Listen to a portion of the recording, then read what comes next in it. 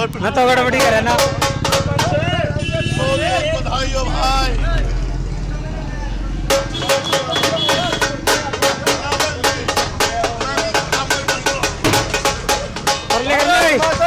Bharatiya Janata party, Bharatiya Janata party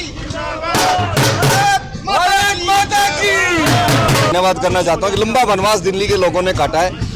आपने देखा होगा दिल्ली में एक बेईमान सरकार, झूठी सरकार, भ्रष्टाचार सरकार, सिर्फ वादा खिलाफी सरकार, जिन्होंने दिल्ली का बेड़ा गर्क कर दिया। दिल्ली इस देश का दिल है और दिल्ली के लोगों का प्यार देखिए, दिल्ली की जनता के भावना देखिए।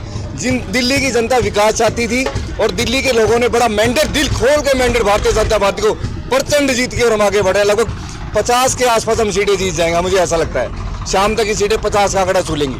तो अब बीजेपी सरकार जैसे आप आदमी की सरकार रही है, वहाँ पर क्या कारण रहे कि वहाँ बीजेपी की बहुमत जीत? देखिए, मैं आपको वही बताना चाहता हूँ, आप सिर्फ झूठे वादे, केंद्र की सरकार मुझे काम नहीं करने देती, केंद्र की सरकार मुझे काम नहीं करने। भाई जब तुम्हें केंद्र की सरकार काम करने नहीं दी, तुम चुनाव लड़ना क्यों चाहते हो? उन्होंने पहली बार भी यही कहा, दूसरी बार जब केजरीवाल की सत्ता में आए, मेरे को तो केंद्र में मोदी जी काम नहीं करने देते।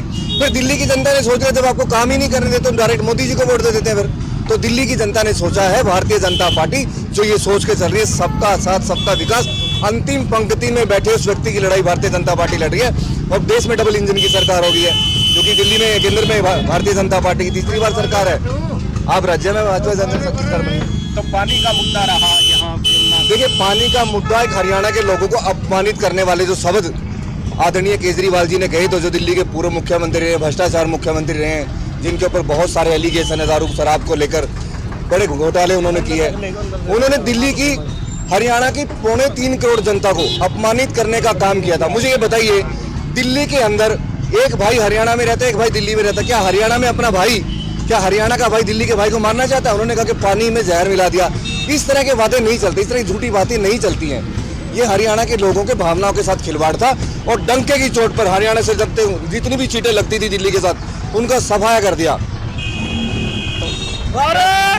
और अब स्पष्ट बहुमत से सरकार बनने जा रही है और वो काम करके बीजेपी दिखाएगी कि जो केजरीवाल कहते थे ये तो हो ही नहीं सकता।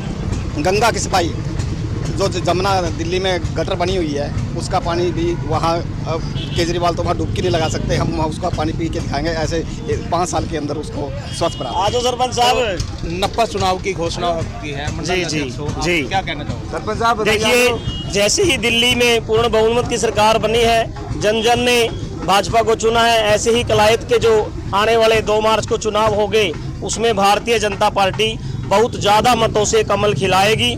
हम सब भारतीय जनता पार्टी के सच्चे सिपाही हैं। भारतीय जनता पार्टी जिसको अपना आशीर्वाद दे करके कलायत की जनता की सेवा के लिए मैदान में भेजेगी, उस भाई को भारी बहुमत से जिता करके नगर पालिका का चेयरमैन बनाने का काम कलायत की देवतुल्य जनता करेगी। तो प्रतिस्पर्धा तो नहीं है किसी प्रकार?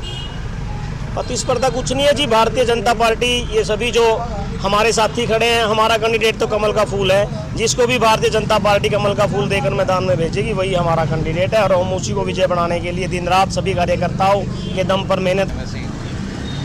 देखिए, जो कल आवेदन माननीय जिलाध्यक्ष जी ने मांगे गए थे, उसमें लगभग 10 आवेदन कलायत से गए हैं।